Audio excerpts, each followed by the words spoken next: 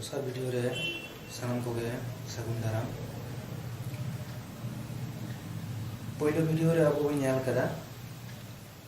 दारायकान 2019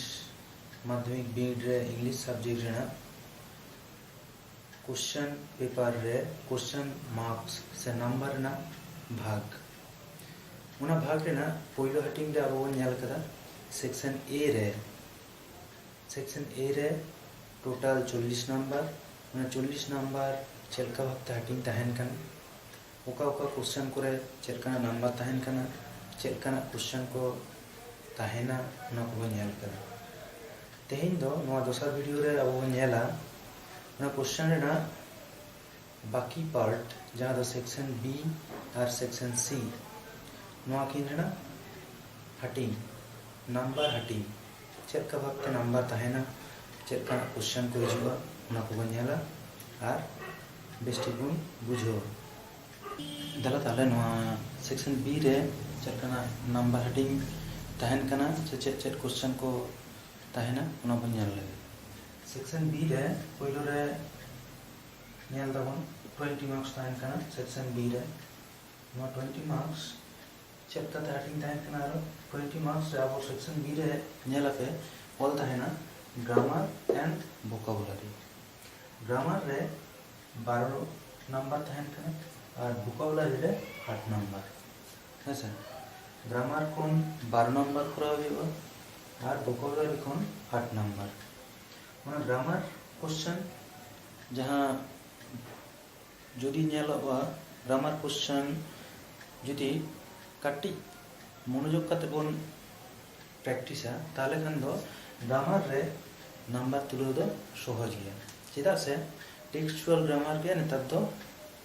question रे बेसी ᱧᱮᱞᱚᱜ कना हिजुग कना माने जहां टेक्स्ट बोय ना माध्यमिक रेना उना टेक्स्ट बोय रे चेलकाना क्वेश्चन को हेना ग्रामर क्वेश्चन उना को जदि बेसिक प्रैक्टिस गानोआ उना साथे उनका ना आरो किछु कते जदि प्रैक्टिस गानोआ ताले खान दो नोआ ग्रामर सेक्शन रे नंबर रखब दो सहज जंग गया दरा नोआ ग्रामर रे आर चेक को हिजुग कना चेक क्वेश्चन को हिजुगा उना बन ᱧᱮल लगे नोआ ग्रामर रे पहिलो रे को ᱧᱮलदा ताहेना फिल इन द ब्लैंक्स बारिया क्वेश्चन ताहेना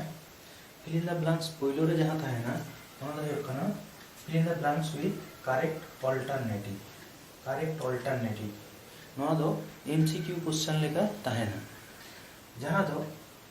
ब्रैकेट भीतर रे पेया ऑप्शन ताहेना उना पेया ऑप्शन मध्य जहांटा सठिक हुआ उनाटा उना ब्रैकेट डैश से ऑल होगा जहां शून्य स्थान ताहेना से फाका जाएगा ताहेना उना फाका जाएगा रे सठिक उत्तर बचाव करते ऑल होगा उना रे ताहेन कना पे नंबर पेया ताहेना पे नंबर दोसर क्वेश्चन ताहेन कना उना हो शून्य स्थान पूरण गया किंतु नोआ दो ताहेन कना एप्रोप्रिएट आर्टिकल एंड प्रिपोजिशन ते शून्य स्थान पूरण नो आर्टिकल प्रिपोजिशन शून्य स्थान पूरण रे नेता क्वेश्चन को ᱧᱮᱞᱚᱜ कना टेक्स्ट जहां को गल्प को हेना उना टेक्स्ट गल्प को कटी रीडिंग बेस्टिक पढ़ाव लेखान नेतार क्वेश्चन करे उना टेक्स्ट रेना लाइन को एमदा जहां रेना आर्टिकल प्रिपोजिशन को बांग ऑल करते उना शून्य स्थान तहन कना ताले टेक्स्ट जदि कटी रीडिंग बेस्टिक बन पढ़ाव का ताले खान दो नोआ आर्टिकल प्रिपोजिशन जे शून्य स्थान पूरण जदि बोई खना जुरुआ ताले खान हिजुआ ताले खान दो उना बन ऑल दाड़े बेस्टिक ते सठिक साइन बन ऑल दाड़े नोआ की बानर तहन कना उना ताइनम तहन कना 3 दाग रे जहां दो को लेदा डू एज डायरेक्टेड माने चेलेका कोराव को लेई केदा क्वेश्चन रे उनकाते उत्तर ऑल हुआ माने नोआ को क्वेश्चन रे दो डू एज डायरेक्टेड क्वेश्चन रे दो प्रत्येकटी क्वेश्चन रे साइड रे जोजम धारे ब्रैकेट रे ऑल ताहेना उना क्वेश्चन रे दो चेक उत्तर करा हुआ माने चेक करा हुआ उना को मध्य रे पहिलो रे के ताहेना वॉइस चेंज नोआ दो हिजुग गया उना साथे ताहेन कना नरेशन चेंज नोटे डू एज डायरेक्टेड रे बन ᱧᱮᱞदा पेया करा हुआ पेया कोरा हुआ मिड नंबर काते ताहेना ओना पेया मुद्रे वॉइस चेंज और नरेशन चेंज नोवा किन दो हिजुग गया बेस्टिक बन प्रैक्टिस अब बोय रे टेक्स्ट बोय रे जहां वॉइस चेंज को हेना और नरेशन चेंज को हेना ओना को भागे चला बन प्रैक्टिस में हेसे नोवा किन बारिया ताले ताहेन कान गया वॉइस चेंज और नरेशन चेंज ओना साउते और जहां क्वेश्चन और मेटेन क्वेश्चन हुआ ओना मेटेन दो ओंड पिया ऑल कना पहिल दो हुई कना जॉइनिंग और स्प्लिटिंग जॉइनिंग माने सेंटेंस बारिया सेंटेंस मिटेन सेंटेंस रे तोंगे ओना ताहे दरे अथवा स्प्लिटिंग स्प्लिटिंग दो मेटेन सेंटेंस ताना ओना कोना हटिंग कते बारिया हटिंग हुआ ओना अथवा डिग्री चेंज जहां ग्रामर रे डिग्री चेंज पे कराव कर गया ओना डिग्री चेंज ताहे दरे अथवा सेंटेंस चेंज ओना सेंटेंस चेंज तो अडिगान सेंटेंस चेंज ना जेमन turn into simple sentence होई दरे turn into complex sentence compound sentence नोंकान sentence change को लिया अथवा turn into affirmative sentence turn into interrogative sentence turn into exclamatory sentence नोंकान sentence change मध्य रे हे दरे ताले नोंकाना को प्रैक्टिस लेकिन जहां बोई को रहना नोंकाना मुद्रे मेटन हिजुआ ताले बुझो ना जे डू एज डायरेक्टेड रे जहां पे नंबर ना पे क्वेश्चन ना ओना पे क्वेश्चन चेक करना हिजुक करना पहिलो तो ताहेन करना वॉइस चेंज तारपर ताहेन करना नरेशन चेंज तो आरो चेक बोन लेगा टर्न इनटू इनडायरेक्ट स्पीच नोआ दो नरेशन चेंज होन ऑल ताहे दरे अथवा टर्न इनटू इनडायरेक्ट स्पीच ओना हो ऑल ताहे दरे नोआ किन बारिया दो ताहेन गया ओना साथे नोआ जॉइन और स्प्लिटिंग जॉइनिंग और स्प्लिटिंग डिग्री चेंज और सेंटेंस चेंज नोआ को मुद्रे जहां टागे मिद धरना क्वेश्चन हिजुआ टोटल ताहेना 3 नंबर नोआ परे आर मेटेन जहां बन नेला नोआ परे आर मेटेन क्वेश्चन हिजुआ जहां तो को लेदा 4 दाग रे फ्रेजल वर्ब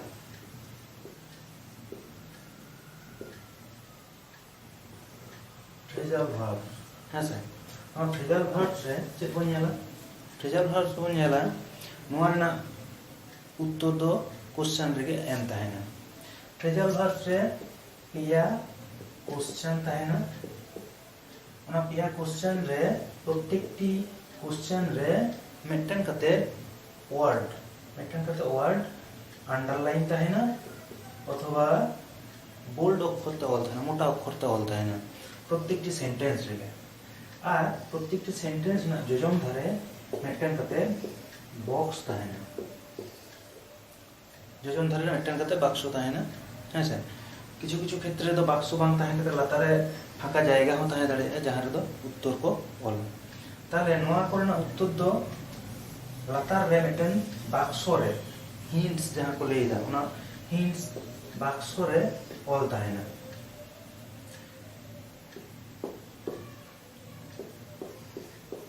नोडे पेया क्वेश्चन जदी ताहेना क्वेश्चन रे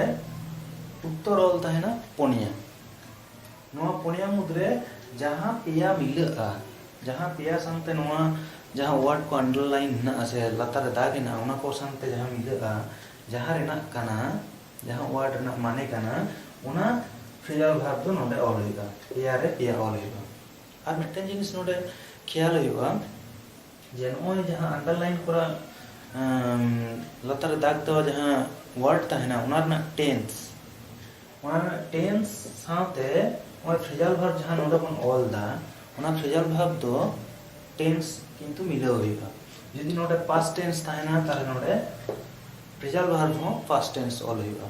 यदि नोडे प्रेजेंट टेंस ताहेना ताले प्रेजेंट टेंस गो ऑल होइगा हेसे नोआ कटी ख्याल काते बन करा और नोडे जहां हिंट्स रे जहां को ताहेना जतो के प्रेजेंट टेंस रे ताहेना ताले ओना के ख्याल होइगा नोडे जहां को अंडरलाइन वर्ड जहां को ताहेना से ना वर्ड को पास्ट टेंस रे ना से बांग जदि ताहेन खान दो नोडे जहां फ्रेजल वर्ब बन ओला ओना जाते पास्ट टेंस बन पलटाव आरो नोआ ग्रामर को निये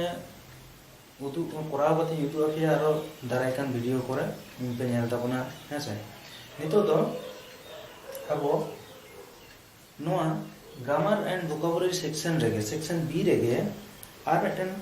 क्वेश्चन बन जानो नोवा फ्रेजल भार्ब लातार रे फ्रेजल भार्ब पोरे गे ओना क्वेश्चन ताहेना जहां दो ताहेना मीनिंग वर्ड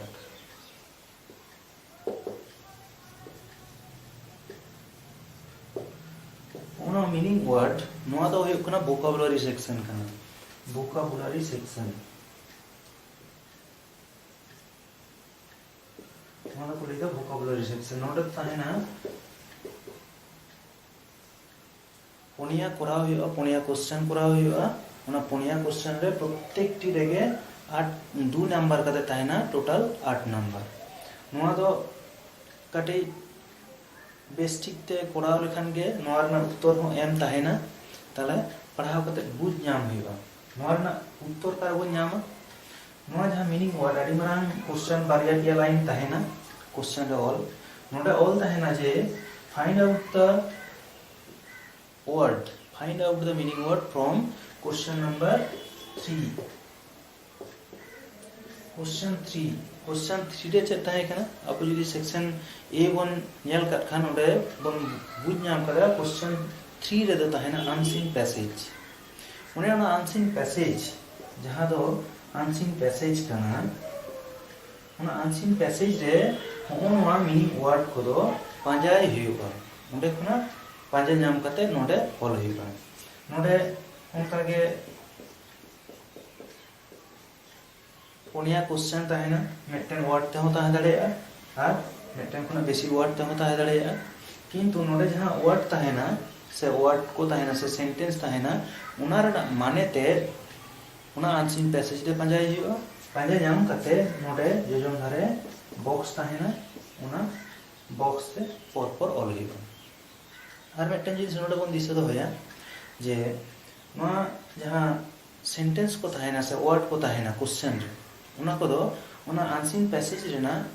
चितान से खुना पर गे किंतु ताहेना नोडे चलका पर ताहेना उनका गे ओंडे हो चितान खुना पर जुदी पांजा नेला जे ताले पर ओंडे क्वेश्चन ना आंसर को ओंडे वर्ड को नामो ओंडे तो बांग हुयुगा जे लातार उत्तर रे जहां क्वेश्चन ना उना रेना आंसर दो आंसरिंग पैसेज रेना पहिलो सेट रे ना ताला सेट रे जहां क्वेश्चन ना उना रेना क्वेश्चन ना आंसर दो मुचे सेट रे ना उनका तो बांग हुयुगा नोडे चलका भते पर एन ताहेना ओंडे हो सेंटेंस जहां पैसेज ताहेना उना रे हो पर गे पांजाय लेखान पर गे नामो आदो ओना दो काटी नोडे माने तेट काटी बुझो हुयुगा और हंडे जहां वर्ड को ताहेना काटी कठिन वर्ड को उना को हो काटी माने को बुझतियो हुयुगा तबे ना नोवा क्वेश्चन रेना आंसर दो कोराव हुय गानोआ नेलोआ आडी गिद्रा नोवा दो बांग को बुझ दाड़ेया ना तो बांग को बुझ दाड़ेया खान दो चिकेया को होयतो हांडे जहां को ताहेना फ्रेजल भार्ब रेना ऑप्शन को उना को ऑल केट गे अथवा एटा अहो गे नोवा नोडे जहां ऑल ताहेना उना को गे उल्टा पलटा को ऑल केट गे होयतो लातार रेना चितान रे चितान लातार निंके हेसे नोंका दा लोपे कोराव ताबोना नोवा दो बेस्टिक ते मेता प्यार मिथाइन लेदा जे नोडे जहां क्वेश्चन को ताहेना नोवा क्वेश्चन रेना माने दो नोडे जहां को ले हिचोयदा उना कटी बुझना चेष्टा पे जे नोडे जहां वर्ड से सेंटेंस को एम कदा उना दो चेत ले हिचोयदा नोवा ना माने दो चेत होय दाड़ेया उनका कते answering passage question number 3 answering passage रे ओंडे कटी बेस्टिक ते पढ़ाव तो उनपे पढ़ाव कते यहां पे जहां कठिन वर्ड को ओंडे खुना पांजे नाम कते नोडे बोलता बनते नोडे मेटन वर्ड को होय दाड़ेया मेटन खुना जास्ती वर्ड हो होय दाड़ेया आरो ओने उनका के कटी बुझ नाम कते नोडे पढ़ाव रना चेष्टा है तबनका नितो दो बन्याला क्वेश्चन रेना मुचे भाग जहां दो खुना सेक्शन सी रे चेक को ताहेना सेक्शन सी दो होय कना राइटिंग सेक्शन सी दो बन्याला राइटिंग जतो के राइटिंग ताहेना राइटिंग नोडे पेया राइटिंग ताहेना पेया राइटिंग रे 30 नंबर ताहेना पेया राइटिंग ऑल होगा पेया राइटिंग रे 30 नंबर ताहेना नोआ पेया राइटिंग रे अडिगान राइटिंग के हेना माध्यमिक जहां टेक्स्ट बोय ना तपेया ओना टेक्स्ट बोय रे पे नेल कदा अडिगान के राइटिंग ना पहिलो रे प्रोसेसिंग खन एहब कते प्रोसेसिंग एडिटोरियल लेटर तारपरे ना फ्रेंड्स ᱢᱟᱱᱮ ᱜᱟᱛᱮ ᱠᱚ ᱚᱞ ᱞᱟᱹᱜᱤᱫ ᱞᱮᱴᱟᱨ, ᱛᱟᱨᱯᱚᱨᱮ ᱵᱚᱱ ᱧᱮᱞ ᱟᱠᱟᱫᱟ ᱨᱤᱯᱳর্ট, নোটিশ, প্যারাগ্রাফ, বায়োগ্রাফি, ᱟᱹᱰᱤ ᱜᱟᱱ ᱜᱮ ᱥᱟᱢᱟᱨᱤ ᱦᱮᱱᱟᱜᱼᱟ, ᱟᱹᱰᱤ ᱜᱟᱱ ᱜᱮ ᱦᱮᱱᱟᱜᱼᱟ। ᱡᱷᱚᱛᱚ ᱫᱚ ᱵᱟᱹᱧ ᱞᱟᱹᱭᱫᱟ ᱛᱮᱦᱮᱧ ᱫᱚ, ᱡᱮᱦᱮᱛᱩ ᱱᱚᱰᱮ ᱜᱟᱭᱤᱰ ᱥᱮ ᱥᱟᱭᱮᱱᱥ ᱴᱤᱯ ᱢᱤᱫᱴᱮᱱ ᱵᱷᱤᱰᱤᱭᱳ ᱠᱟᱱᱟ, ᱚᱱᱟ ᱠᱷᱟᱹᱛᱤᱨ ᱛᱮ ᱛᱮᱦᱮᱧ ᱫᱚ ᱡᱟᱦᱟᱸ ᱯᱮᱭᱟ ᱧᱩᱨᱩᱜ ᱨᱮᱱᱟᱜ ᱪᱟᱱᱥ ᱦᱮᱱᱟᱜᱼᱟ, ᱦᱤᱡᱩᱜ ᱨᱮᱱᱟᱜ ᱪᱟᱱᱥ ᱦᱮᱱᱟᱜᱼᱟ, ᱡᱟᱦᱟᱸ ᱯᱮ ᱫᱷᱚᱨᱚᱱᱟᱜ ᱠᱳশ্চেন ᱫᱟᱨᱟᱭ ᱠᱟᱱ ᱢᱟᱫᱽᱫᱷᱚᱢᱤᱠ ᱨᱮ 2019 ᱥᱟᱞ ᱨᱮ, ᱚᱱᱟ ᱯᱮᱭᱟ ᱱᱤᱭᱮ ᱜᱮ ᱱᱚᱰᱮᱧ ᱠᱟᱹᱴᱤᱡ ᱤᱧ ᱞᱟᱹᱭ ᱟᱯᱮ ᱠᱟᱱᱟ। ᱱᱚᱣᱟ ᱯᱮᱭᱟ ᱨᱮ ᱯᱳᱭᱞᱳ ᱨᱮ ᱡᱟᱦᱟᱸ ᱛᱟᱦᱮᱱᱟ ᱚᱱᱟ ᱫᱚ ᱦᱩᱭᱩᱜ ᱠᱟᱱᱟ প্যারাগ্রাফ।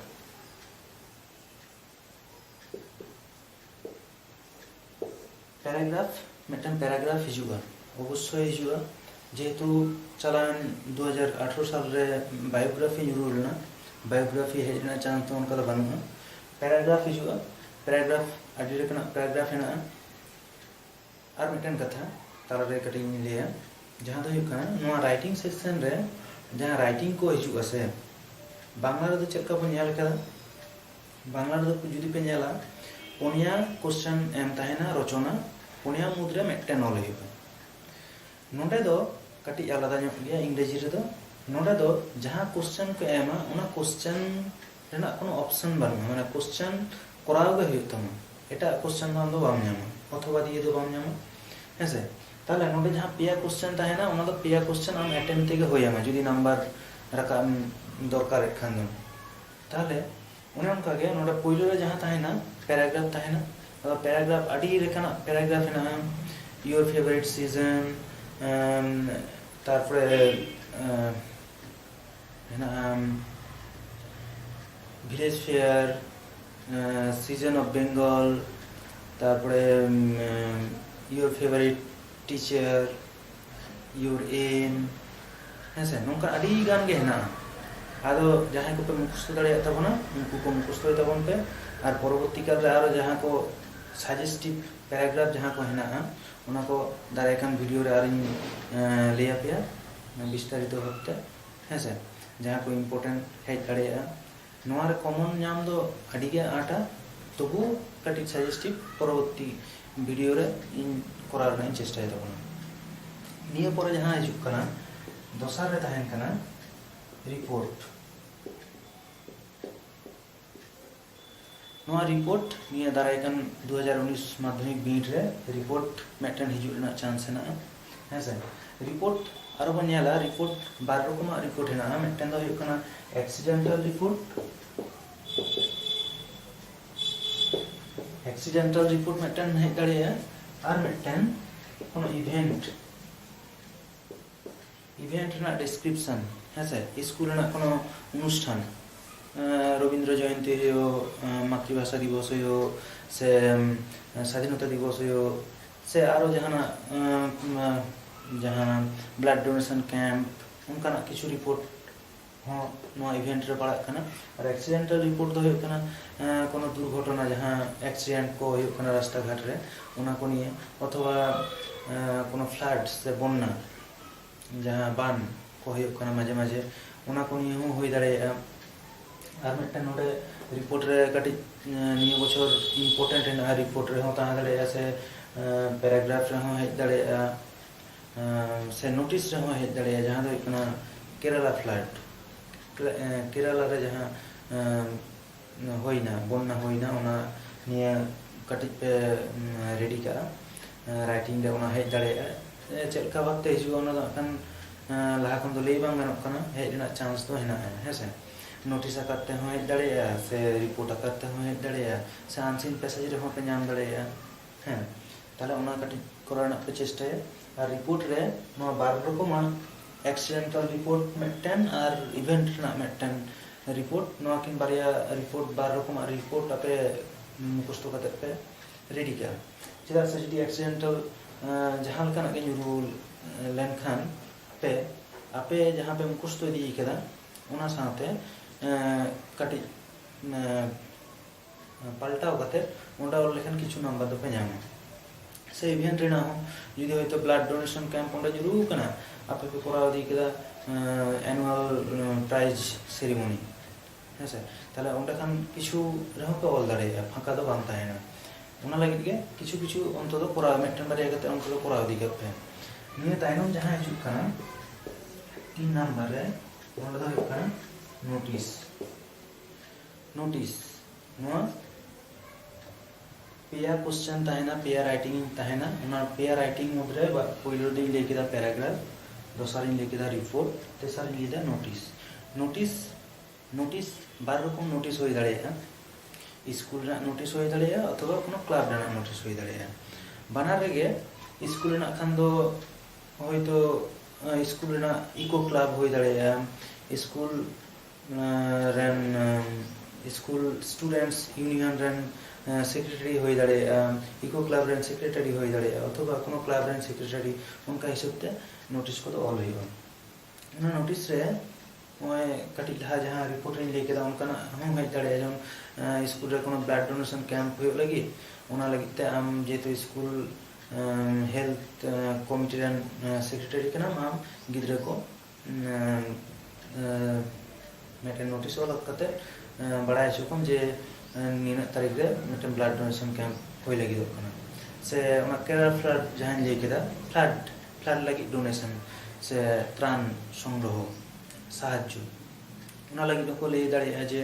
आम स्टूडेंट यूनियन रन सेक्रेटरी के नाम आम स्टूडेंट्स को मिटन नोटिस वाला को में जाते निया को इन तारीख मध्य रे उनको आको जहां सामर्थ्य ताको टाका पैसा होयो गेंदा खंडो होयो उना को आको नोंडा को जमाय उना अब मुख्यमंत्री से प्रधानमंत्री त्राण तहबिल रे जमाय हेसे उनका क्वेश्चन को ताले नोआ नोटिस रे आपे मिटन बारिया अवश्य गे करा दहय पे उनका स्कूल रे कोनो इवेंट जाते करा होय लगी सेक्रेटरी हिसाब ते ऑल होय तम उनका मिटन करा दो का पे मिटन उनका फ्लैट रे मिटन करा दो का पे आर मिटन क्लब रे सेक्रेटरी हिसाब ते ट्री प्लांटेशन प्रोग्राम होय दाड़ेया, आई ट्रीटमेंट प्रोग्राम होय दाड़ेया उनका अडी गान के नोटिस है ना उना को मुद्रे जहाटा मिटन बारिया दो अवश्य करा दो पे जाते आपे ओंडे कॉमन बांग हिजु रहो किछु दोपे ऑल दाड़ेया कटी बनाव कते हना ओंडे जहां हिंट्स को ताहेना राइटिंग रे हिंट्स ताहेना ना हिंट्स को ᱧᱮᱞ कते कटी बनाव कते रहो जाते पे ऑल दाड़ेया नोवा दो नोटिस तार नो पिया अवश्य गे निया दाराय कन 2019 माध्यमिक रे हेज रेना चांस हेना ओना खातिर ते नोवा पिया मेता पे नोवा पिया दो अवश्य गे बेस ठीक ते कराव पे आडी माने गुरुत्वपूर्ण कान नोवा को छाड़ा हो आरो जहां राइटिंग को हेना ओना को हो पे ᱧᱮᱞ दाड़ेया आर मेटे जहां हेना 4 नंबर दो लेटर को हो हेज दाड़ेया हेसे नोडे जहां पिया इन ले केदा इनी ले दा माने जे नोवा को गे जो उनका दो कथा दो बांग कना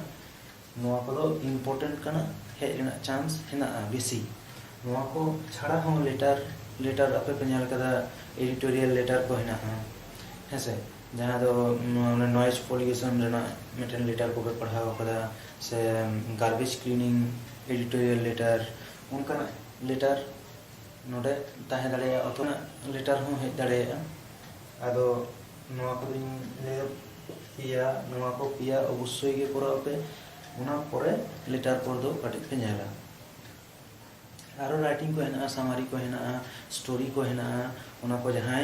कटी भागे स्टूडेंट का पे भागे पढ़ा पे दाड़ेया उनको तो अवश्य गे नोवा साइज टिप दाल पे करावा जतो पे कराना चेष्टा तबन पे जाते करे जहां गे ᱧᱩᱨᱩ जहां के हिजु क्वेश्चन रे जतो पे ऑल दाड़ेया ताले खान दो बेस ठीक ते ऑल दाड़ेया खान दो जास्ती नंबर रखा उना खातिर के आपठन ले ताले नो सेक्शन सी दो बन ᱧᱮᱞ केदा राइटिंग कना और राइटिंग रे आडी गान के ᱧᱮᱞᱚᱜᱼᱟ जे होयतो जहां मुखस्त इदी कदाय उना बांग ᱧᱩᱨᱩ लना बांग हेज लेना क्वेश्चन रे अदो उंडे फाका को दो कदा एकदम आपे मेता पे कना नोंकान कामी दो 30 रे हो आलु पे करो राइटिंग पेया रे 30 नंबर है प्रत्येक टी रे 10 नंबर कते नो 10 नंबर आपे उंडे जहां हिंट्स ताहेना प्रत्येक टी रे पैराग्राफ रे हिंट्स ताहेना बारी लाइन गन ऑल ताहेना चे जिनिस को ऑल हुआ रिपोर्ट रे हिंट्स ताहेना और नोटिस होयो और जहां गे राइटिंग रो जतो रे हिंट्स ताहेना आपे उना हिंट्स ᱧᱮᱞ कते कटी बुझना चेष्टा पे चे ऑल को ले केदा आपे ᱚᱱᱟ hints ᱧᱮᱞ ᱠᱟᱛᱮ ᱠᱟᱹᱴᱤᱡ ᱵᱩᱡᱽ ᱠᱟᱛᱮ ᱟᱯᱮ ᱠᱤᱪᱷᱩ ᱨᱮᱦᱚᱸ ᱡᱟᱦᱟᱸ ᱠᱚᱯᱮ ᱢᱩᱠᱷᱚᱥᱛᱚ ᱠᱟᱫᱟ ᱚᱱᱠᱟᱱᱟᱜ ᱠᱚ ᱢᱮᱥᱟ ᱠᱟᱛᱮ ᱨᱮᱦᱚᱸ ᱠᱤᱪᱷᱩ ᱨᱮᱦᱚᱸ ᱚᱸᱰᱮ ᱚᱞ ᱦᱚᱴᱚ ᱠᱟᱜ ᱯᱮ, ᱯᱷᱟᱸᱠᱟ ᱫᱚ ᱟᱞᱚᱯᱮ ᱫᱚᱦᱚ ᱦᱚᱴᱚ ᱠᱟᱜᱼᱟ। ᱚᱱᱟ ᱠᱤᱪᱷᱩ ᱚᱞ ᱦᱚᱴᱚ ᱠᱟᱜ ᱠᱷᱟᱱ ᱫᱚ ᱡᱩᱫᱤ ᱟᱢ ᱯᱮᱨᱟᱜᱨᱟᱯ ᱡᱟᱭᱜᱟ ᱨᱮ ᱯᱮᱨᱟᱜᱨᱟᱯ ᱜᱮᱢ ᱚᱞ ᱠᱟᱫᱟ তাহলে মানে ᱚᱱᱟ ᱡᱟᱦᱟᱸ ᱚᱞ ᱠᱚ ᱞᱟᱹᱭ ᱟᱠᱟᱫ ᱢᱮᱭᱟ ᱚᱱᱟ ᱱᱤᱭᱟᱹᱜᱮ ᱠᱤᱪᱷᱩᱴᱟᱢ ᱚᱞ ᱠᱟᱫᱟ তাহলে ᱠᱤᱪᱷু নাম্বার ᱚᱸᱰে ᱧᱟᱢ ᱫᱟᱲᱮᱭᱟᱜᱼᱟ। ᱥᱮ রিপোর্ট জায়গা রে আম রিপোর্ট ᱨᱮᱱᱟᱜ ᱜᱮ রিপোর্ট ᱡᱟᱦᱟᱸ ᱞᱮᱠᱟ ᱯᱷᱚᱨᱢᱮᱴ ᱠᱟᱱᱟ রিপোর্ট ᱚᱱᱠᱟ ᱜᱮᱢ ᱚᱞ ᱠᱟᱫᱟ ᱟᱨ ᱚᱸᱰᱮ ᱡᱟᱦᱟᱸ hints ᱠᱚ ᱮᱢ ᱠᱟᱫᱟ ᱚᱱᱟ ᱱᱤᱭᱟᱹᱜᱮ ᱠᱤᱪᱷᱩᱴᱟ ᱚᱞᱮᱢ ᱪᱮᱥᱴᱟ ᱟᱠᱟᱫᱟ তাহলে ᱚᱸᱰে নাম্বার ᱠᱚ ᱮᱢ ᱫᱟᱲᱮᱭᱟᱢᱟ। কিন্তু ᱚᱱᱟ ᱫᱚ ᱟᱞᱚᱯᱮ ᱠᱟᱹᱢᱤᱭᱟ ᱡᱮ ᱯᱮᱨᱟᱜᱨᱟᱯ ᱡᱟᱭᱜᱟ ᱨᱮ ᱤᱧ রিপোর্ট ᱤᱧ ᱚᱞ ᱠᱮᱫᱟ রিপোর্ট ᱡᱟᱭᱜᱟ ᱨᱮ ᱤᱧ লেটার ᱤᱧ ᱚᱞ ᱠᱮᱫᱟ ᱚᱱᱠᱟᱱᱟᱜ ᱫᱚ ᱟᱞᱚᱯᱮ ᱠᱚᱨᱟᱣᱟ। ᱡᱟᱦᱟᱸ ᱚᱞ ᱠᱚ ᱞᱟᱹᱭ ᱠᱮᱫᱟ ᱚᱱᱟ ᱱᱤᱭᱟᱹ ᱜᱮ ᱚᱞ ᱨᱮᱱᱟᱜ ᱯᱮ ᱪᱮᱥᱴᱟᱭᱟ। মুখস্থ ᱤᱫᱤ ᱠᱟᱜ ᱯᱮ ᱟᱨ ᱵᱟᱝ ᱯᱮ ᱤᱫᱤ ᱠᱟᱜ মুখস্থ হেনাᱜ ᱟᱥᱮ ᱵᱟᱝ ᱚᱱᱟ ᱫᱚ ᱯᱚᱨᱮ ᱨᱮᱱᱟᱜ ᱠᱟᱛᱷᱟ ᱠᱤᱱᱛᱩ ᱠᱤᱪᱷᱩ অন্তত মুখস্থ দᱚᱦᱚ ᱠᱟᱜ ᱯᱮ ᱡᱟᱛᱮ ᱠᱚᱨᱮ ᱚᱸᱰᱮ ᱠᱟᱹᱴᱤᱡ ᱵᱮᱱᱟᱣ ᱠᱟᱛᱮ ᱯᱮ ᱚᱞ ᱫᱟᱲᱮᱭᱟᱜᱼᱟ। আনকমন হিজুᱜ ᱨᱮᱦᱚᱸ ᱱᱚᱰᱮ প্যারাগ্রাফ ᱫᱚ প্যারাগ্রাফ ᱜᱮ ᱦᱤᱡᱩᱜᱼᱟ। এই রিপোর্ট রেᱫᱚ রিপোর্ট ᱨᱮᱱᱟᱜ আলাদা কোনো ফরম্যাট বানুᱜᱼᱟ। ᱡᱟᱦᱟᱸ রিপোর্ট ᱟᱯᱮ ᱯᱮ ᱠᱚᱨᱟᱣ ᱤᱫᱤ ᱠᱮᱫᱟ ᱚᱱᱠᱟᱱᱟᱜ রিপোর্ট ᱜᱮ ᱦᱤᱡᱩᱜᱼᱟ। ᱥᱮ নোটিশ ᱡᱟᱦᱟᱸ ᱞᱮᱠᱟ নোটিশ ᱚᱞ ᱦᱩᱭᱩᱜᱼᱟ ᱚᱱᱠᱟ ᱜᱮ নোটিশ ᱫᱚ ᱚᱞ ᱦᱩᱭᱩᱜᱼᱟ। আর লেটার ᱦᱮᱡ লেᱱᱠᱷᱟᱱ লেটার ᱦᱚᱸ ᱡᱟᱦᱟᱸ ᱞᱮᱠᱟᱱᱟᱜ ᱢᱤᱫᱴᱟᱝ ফরম্যাট ᱛᱟᱦᱮᱱᱟ ᱥᱮ ᱚᱱᱟ ᱯᱷᱚᱨᱢᱮᱴ ᱡᱟᱦᱟᱸ ᱞᱮᱠᱟ ᱛᱟᱦᱮᱱᱟ ᱚᱱᱠᱟ ᱜᱮ ᱚᱞ ᱛᱟᱵᱚᱱ ᱯᱮ। আর ᱚᱸᱰᱮ ᱡᱟᱦᱟᱸ hints ᱠᱚ ᱮᱢᱟ ᱚᱱᱟ ᱠᱟᱹᱴᱤᱡ ᱚᱞ ᱨᱮᱱᱟᱜ ᱯᱮ ᱪᱮᱥᱴᱟᱭᱟ, ᱚᱱᱠᱟ ᱜᱮ ᱚᱞ ᱨᱮᱱᱟᱜ ᱯᱮ ᱪᱮᱥᱴᱟᱭᱟ তাহলে ᱠᱷᱟᱱ ᱫᱚ ᱠᱤᱪᱷᱩ নাম্বার ᱯᱮ ᱧᱟᱢᱟ। তাহলে তেহেᱧ ᱫᱚ ᱱᱚᱣᱟ সেকশন বি আর সি ᱡᱟᱦᱟᱸ ᱛᱟᱦᱮᱸ ᱠᱟᱱᱟ ᱚᱱᱟ সেকশন বি আর সি ᱨᱮᱱᱟᱜ নাম্বার ᱵᱷᱟᱜᱽ ᱵᱚᱱ ᱧᱮᱞ ᱠᱮᱫᱟ ᱪᱮᱫᱠᱟ ᱵᱷᱟᱜᱽ ᱛᱟᱦᱮᱱᱟ ᱪᱮᱫᱠᱟᱱᱟᱜ কোশ্চেন ᱠᱚ ᱦᱤᱡᱩᱜᱼᱟ ᱚᱱᱟ ᱠᱚ ᱱᱤᱭᱮ। ᱱᱚᱣᱟ ᱵᱷᱤᱰᱤᱭᱳ ᱪᱮᱫᱠᱟ ᱯᱮ ᱵᱩᱡᱽ ᱫᱟ ᱟᱯᱮ ᱵᱮᱥ ᱴᱷᱤᱠ ᱯᱮ ᱵᱩᱡᱽ ᱫᱟᱲᱮᱭᱟᱜ ᱠᱟᱱᱟ ᱥᱮ ᱵᱟᱝ ᱟᱨᱚ ᱪᱮᱫ ᱠᱚ ᱜᱟᱭᱤᱰ ᱠᱚ ᱫᱚᱨᱠᱟᱨᱚᱜᱼᱟ ᱚᱱᱟ ᱠᱚ ᱟᱯᱮ ᱤᱧᱟᱹᱜ ᱡᱟᱦᱟᱸ ᱱᱚᱣᱟ ᱞᱟᱛᱟᱨ ᱨᱮ সাবস্ক্রাইব ᱠᱟᱛᱮ ᱱᱚᱣᱟ ᱵᱷᱤᱰᱤᱭᱳ ᱞᱟᱛᱟᱨ ᱨᱮ ᱡᱟᱦᱟᱸ ᱠᱚᱢᱮন্ᱴ ᱦᱮᱱᱟᱜᱼᱟ ᱚᱱᱟ ᱠᱚᱢᱮন্ᱴ ᱨᱮ ᱟᱯᱮᱭᱟᱜ কোশ্চেন ᱠᱚ ᱟᱯᱮᱭᱟᱜ ᱠᱩᱠᱞᱤ ᱠᱚ ᱪᱮᱫ ᱠᱚ ᱵᱟᱝ ᱯᱮ ᱵᱩᱡᱽ ᱫᱟᱲᱮᱭᱟᱜ ᱠᱟᱱᱟ ᱪᱮᱫ ᱠᱚ ᱟᱨ ᱵᱟᱲᱟᱭ ᱨᱮᱱᱟᱜ ᱫᱚᱨᱠᱟর ᱦᱮᱱᱟᱜᱼᱟ ᱚᱱᱟ ᱠᱚ ᱟᱯᱮ ᱠᱚᱢᱮন্ᱴ ᱛᱟᱞᱟᱛᱮ ᱯᱮ ᱞᱟᱹᱭ ᱥᱚᱫᱚᱨ ᱫᱟᱲᱮᱭᱟᱜᱼᱟ ᱦᱮᱸᱥᱮ। ᱟᱭᱟᱜ ᱵᱷᱤᱰᱤᱭᱳ ᱛᱟᱞᱟᱛᱮ ᱱᱚᱣᱟ নাম্বার ᱨᱮᱱᱟᱜ ᱵᱷᱟᱜᱤᱧ ᱞᱟᱹᱭ ᱠᱟᱫᱟ। পরবর্তী কাল রে ᱡᱟᱦᱟᱸ ᱵᱷᱤᱰᱤᱭᱳ ᱟᱨᱚ ᱥᱟᱯᱲᱟᱜ ᱠᱟᱱᱟ ᱚᱱᱟ ᱨᱮᱫᱚ সিন রে ᱡᱟᱦᱟᱸ ᱠᱚ ইম্পর্টেন্ট চ্যাপ্টার ᱠᱟᱱᱟ ᱚᱱᱟ ᱪᱮᱯᱴᱟᱨ ᱠᱷᱚᱱᱟᱜ ᱪᱮᱫ ᱠᱟᱱᱟᱜ কোশ্চেন ᱦᱤᱡᱩᱜᱼᱟ ᱠᱤᱪᱷᱩ ᱠᱤᱪᱷᱩ ᱥᱮᱢᱯᱮᱞ কোশ্চেন ᱠᱚ ᱤᱧ ᱱᱚᱰᱮᱧ ᱠᱚᱨᱟᱣ ᱩᱫᱩᱜ ᱟᱯᱮᱭᱟ ᱚᱱᱠᱟ ᱠᱟᱛᱮ ᱟᱯᱮ ᱚᱸᱰᱮ ᱯᱨᱮᱠᱴᱤᱥ ᱟᱯᱮ ᱦᱮᱸᱥᱮ। ᱱᱚᱣᱟ ᱠᱚ ᱫᱟᱨᱟᱭ ᱠᱟᱱ ᱵᱷᱤᱰᱤᱭᱳ ᱠᱚ ᱧᱟᱢ ᱞᱟᱹᱜᱤᱫ ᱚᱵᱚᱥᱥᱳᱭ ᱜᱮ ᱤᱧᱟᱹᱜ ᱪᱮᱱᱮᱞ ᱡᱟᱦᱟᱸ ᱪᱮᱱᱮᱞ ᱠᱟᱱ ᱛᱤᱧᱟᱹ ᱞᱟᱛᱟᱨ ᱨᱮ ᱧᱮᱞ ᱯᱮ ᱪᱮᱱᱮᱞ ᱡᱚᱡᱚᱢ ᱫᱷᱟᱨᱮ ᱟᱨᱟᱜ ᱠᱟᱹᱞᱤᱛᱮ সাবস্ক্রাইব ᱚᱞ ᱦᱮᱱᱟᱜᱼᱟ ᱚᱱᱟ সাবস্ক্রাইব বাটন ᱨᱮ ᱚᱛᱟ ᱠᱟᱛᱮ ᱧᱮᱞ ᱯᱮ ᱡᱚᱡᱚᱢ ᱫᱷᱟᱨᱮ ᱢᱤᱫᱴᱮᱱ বেল ঘন্টা ᱨᱮᱱᱟᱜ ᱢᱤᱫᱴᱮᱱ চিহ্ন ᱦᱮᱱᱟᱜᱼᱟ ᱚᱱᱟ ঘন্টা ᱨᱮ ᱚᱵᱚᱥᱥᱳᱭ ᱯᱮ ᱠᱞᱤᱠᱟ তাহলে ᱠᱷᱟᱱ ᱫᱚ ᱫᱟᱨᱟᱭ ᱠᱟᱱ ᱵᱷᱤᱰᱤᱭᱳ ᱡᱚᱠᱷᱚᱱ ᱜᱮ